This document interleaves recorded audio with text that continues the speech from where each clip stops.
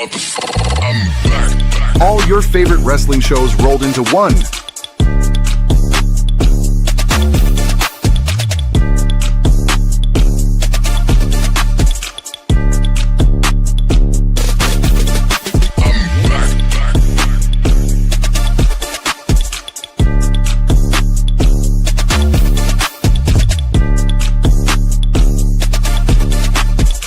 Welcome to the We Book It podcast. Let's start the show.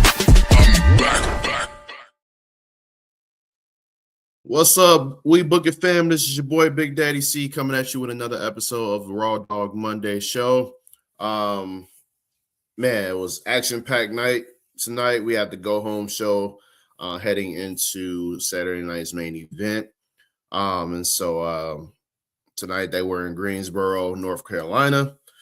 Kicking off the show, we had Roman Reigns arriving to the arena, was confronted by Adam Pearce about last week's events, including Jacob Fatu. In the attack that happened, we attacked all three of the original Bloodline members, Roman and Usos. Adam Pearce was wanting to basically fire Jacob Fatu right up, like quickly. But Roman was like, let me do things my way real quick. I'm gonna call him out. Before the moment Roman even said that, Jacob Fatu music hits, and we cut to the ring. Jacob Fatu came out there. He basically called out Roman, but Jimmy Uso, the Usos would interrupt him. Jey Uso had a chair out there, and basically he was like ready to go. But Jimmy was trying to hold him off, calm him down. And Jimmy was like, "Man, what we doing, bro? Like, you doing all this? This ain't helping your family out. You lost to Roman. And only thing left to do was to help your family and basically acknowledge the tribal chief. But no, you want to do things the tough way." And Jey Uso tried to cheap shot Jacob Fatu, and Jacob Fatu wasn't having none of that shit. And so he laid out both the Usos with the tongue and death grip. Roman would eventually make his way out there, and they would brawl as well. But the Usos would eventually make the save, taking Jacob Fatu out with a couple of super kicks, a spear, and a 1D. Jacob Fatu still managed to get up, but he found himself tied in the ropes with the bloodline basically teeing off on him. Roman was hitting the Superman punch. Usos hit him with a couple of super kicks. And Roman finished him off with the spear. And that was pretty much how that ended. They left him lying and walked out. Adam Pearce came out there. Looked like he was about to fire him. And Roman was like, "Go ahead, do what you got to do." And Adam Pearce was like, gladly. Before Adam Pearce could even say anything, Jacob Fatu yelled out, "Roman, tribal combat." So basically challenged him to a tribal combat match, Clash in Italy, for the World Heavyweight Championship. So that's going to be a slobber knocker for real. Roman Reigns did accept. And Adam Pearce is like, "No, we don't need this. We don't need this." Even Uso's like, "We don't need this. We don't need it." But Roman was like, "Nah, fuck all that. I got to end this shit my way." Tribal combat will be it, and he will be forced to acknowledge me once I win. That's pretty much how that opening segment started out. First match of the night, we got a street fight, which was the second match between. This is the third match. Pretty much the grudge match between Finn Balor and JD McDonough. Last time in action, we had JD McDonough defeating Finn Balor on the May 4th edition of Monday Night Raw. And so obviously you got mentor and protege pretty much wrapping up their last chapter or latest chapter in their rivalry, post Judgment Day, kicking Finn Balor out of the group. This match, quickly spilled into the stands with the crowd ahead of the commercial break. You had JD McDonough delivering a thrilling moonsault to his opponent in the crowd. I think he jumped off one of the equipment containers with the moonsault. Back from commercial break, Finn Balor will fight and scratch his way back into the match, only to eat a Busaiku knee from JD, which cut off his momentum. JD McDonough would go retrieve a table. He took too long to set that joint up. This allowed Finn Balor to recover, as he had Finn Balor on, as Finn had him on the ropes. Dominic Mysterio will make his way to the ring, distracting Finn Balor, and allowing the Judgment Day, allowing JD McDonough to deliver a big superplex to the table. Finn Balor will eventually kick out of that. Let's see here. Both of the guys beat up on Finn Balor on a 2-on-1 assault, only for Finn Balor to dodge a 619 attempt. Wipeout, JD McDonough with a coup de grace, who was trapped inside of a trash can, and that's how he got the victory. So like I said, Finn got a second victory on JD McDonough. It's pretty much like a grudge match, but they may have another match down the line. We'll see. But we know this will not be over between him and the Judgment Day until he pretty much ends the Judgment Day. Next up, we had Sol Ruka and a Becky Lynch promo. Backstage, you had Becky Lynch interrupting the Sol Ruka promo, only to be called out by her moments later. So basically, she told Sol Ruka, you're having a tough time here. You're 0-2. You're not going to be able to last here if you're going to keep losing all these matches. And, Sol Ruka's like, all right, I'm going. And then she walks off, and Becky's like, oh, damn, it's that easy, huh? And then before she can say anything, she hears Sol Ruka's music and like, oh, fuck, damn, okay. And so Becky Lynch comes down there to the ring. She's like, what's stunning you pulling here, making a holy show of yourself? And so Sol Ruka basically challenged her to a match, for the IC title for the IC women's IC title at Saturday night's main event. So she agreed to it, and let me see here. She agreed to the match, but basically not for the championship. She feels like Sol Ruka didn't earn her title shot. But we know how this thing goes. There's going to be a women's IC title match. Becky's going to be defending that championship. We know that it is what it is. Let's see, we got some comments here. It's saying normal guy. Hello, thank you for tuning in. We got Joker Callie saying, yo, thanks for tuning in, you guys. Next up, we had El Grande Americano, Bravo and Rayo versus OG Americano, Julio and Bruto. Last time in action, El Grande Americano lost to Dominic Mysterio on May 11th edition. And then OG Americano, Bruto, and Julio defeated El Grande Americano, Bravo, and Rayo on the May 4th edition of Raw. And so ahead of this mask versus mask match between El Grande Americano and OG Americano, these two led their teams in a tornado tag match. Some great athleticism from Julio and Bruto, which is on full display going into the commercial break.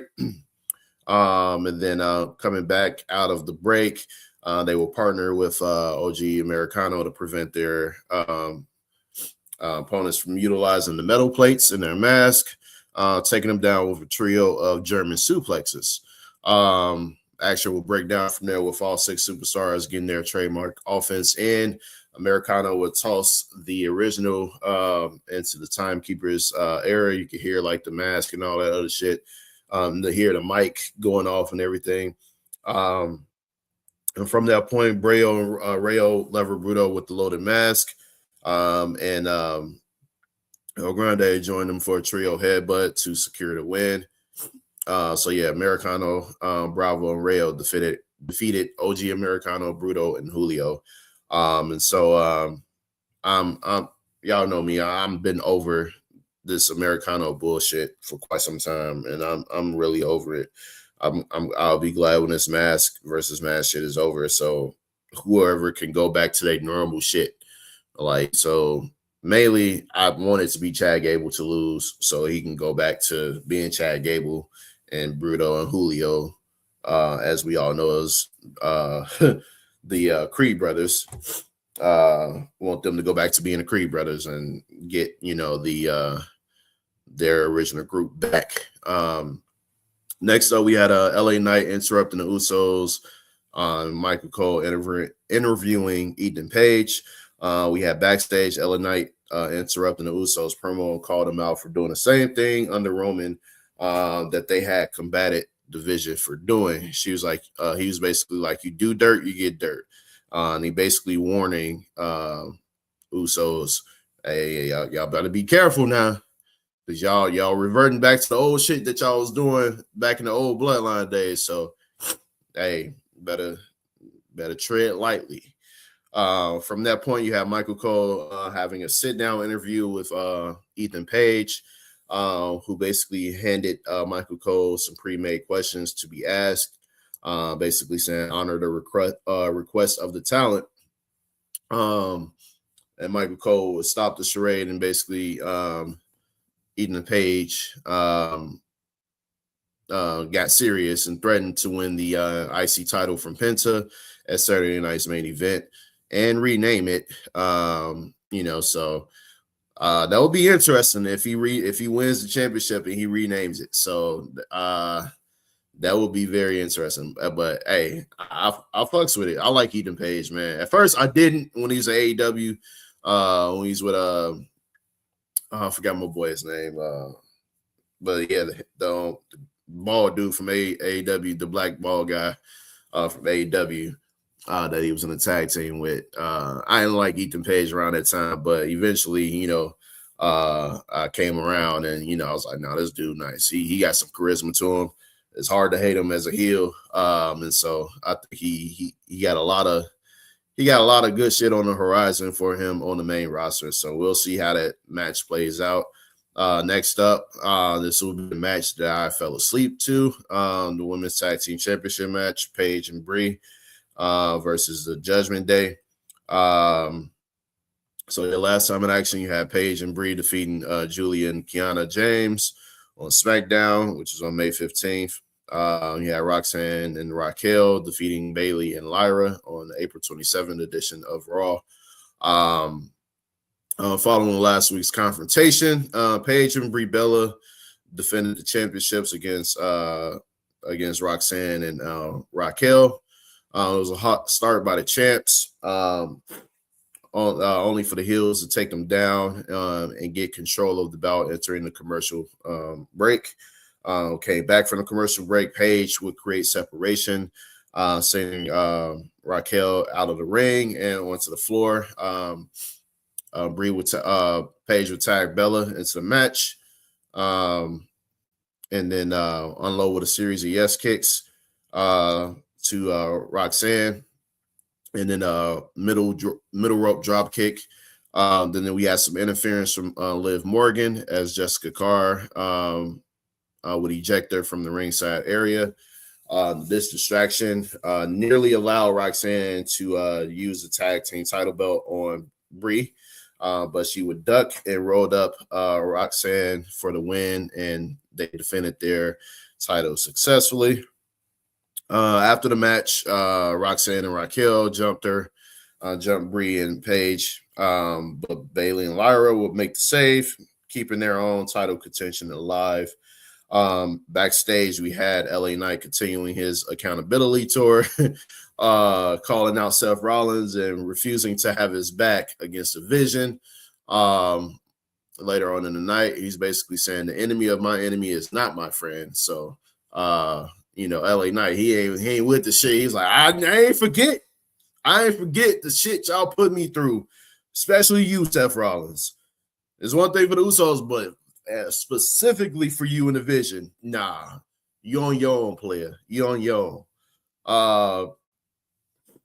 And so next up we had the Obafemi Open Challenge. This is where shit gets real. Last time we know Obafemi defeated Los Garzas last week. He basically forced them into a handicap match and made quick work of them on the May 11th edition of Monday Night Raw. As Oba made his way to the ring for his open challenge,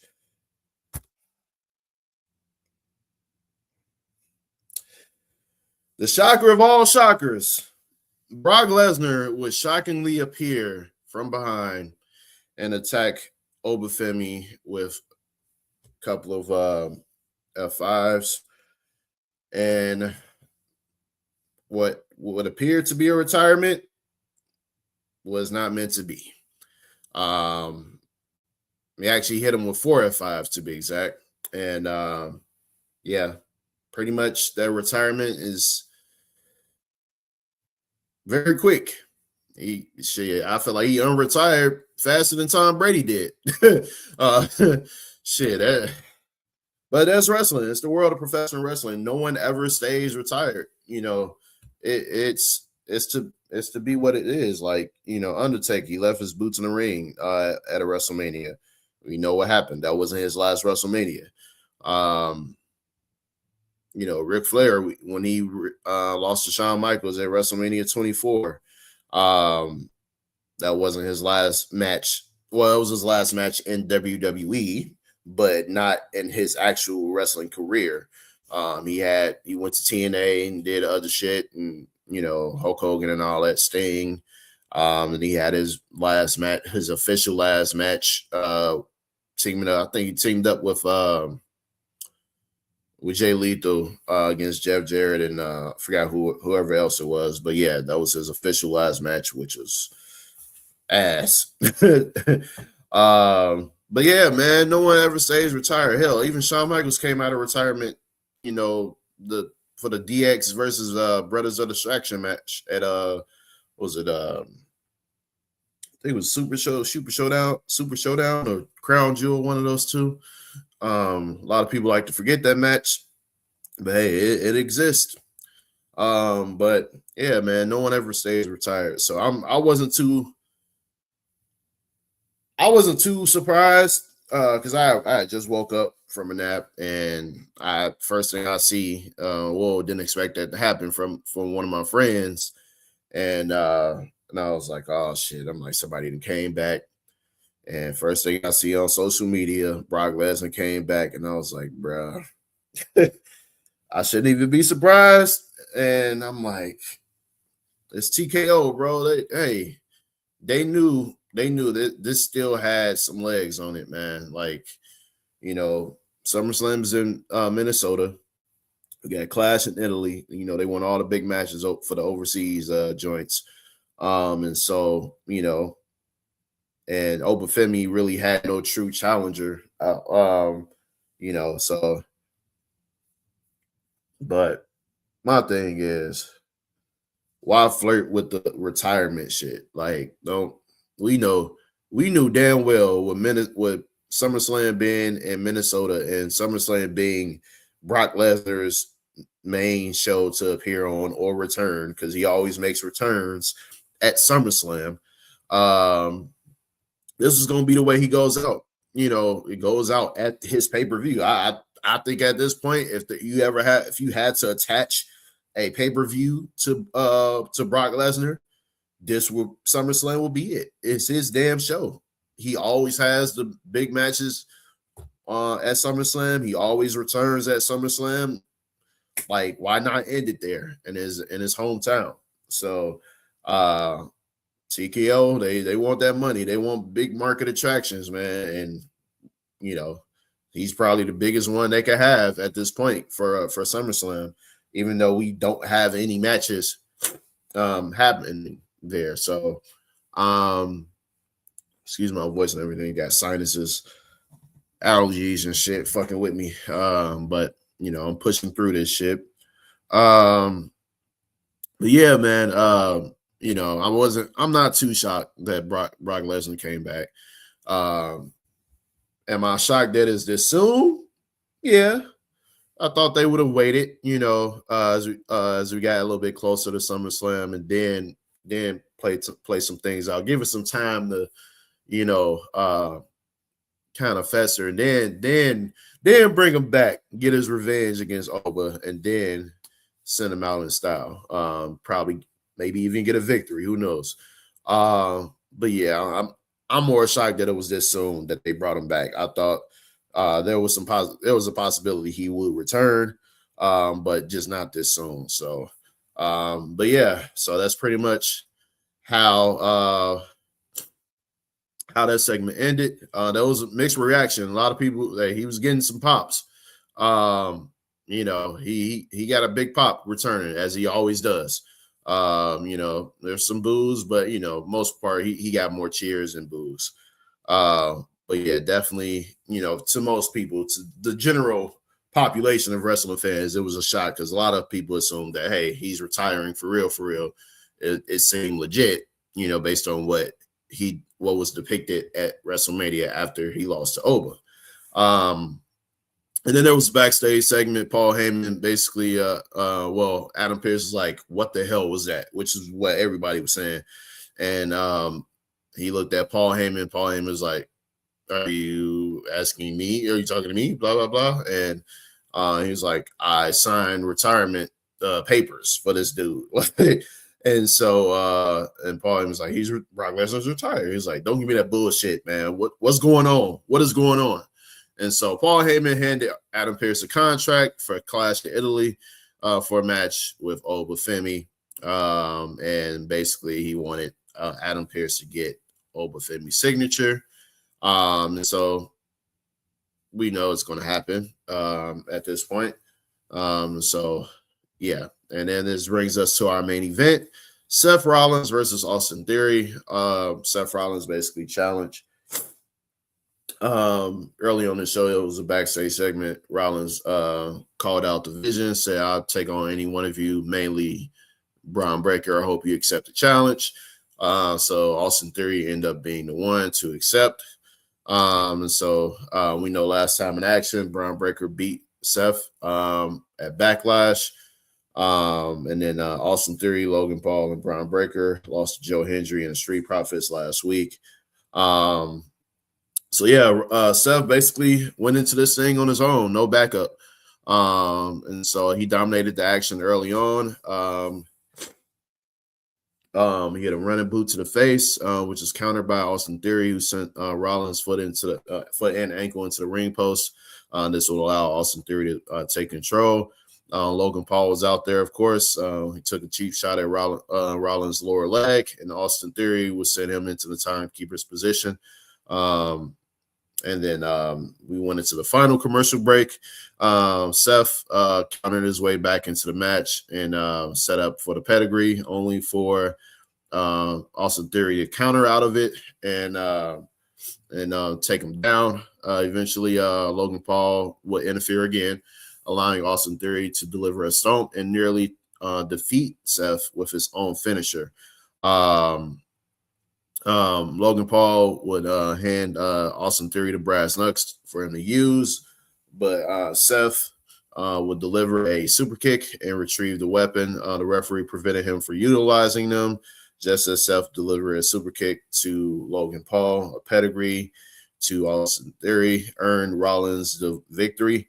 After the match, Angelo Dawkins, after the match, of course, Division came out there and well, not Division, but they were already out there. They jumped Seth. Angelo Dawkins will make the save. And then he started getting his ass beat. And then Montez Ford eventually came out there to make the save.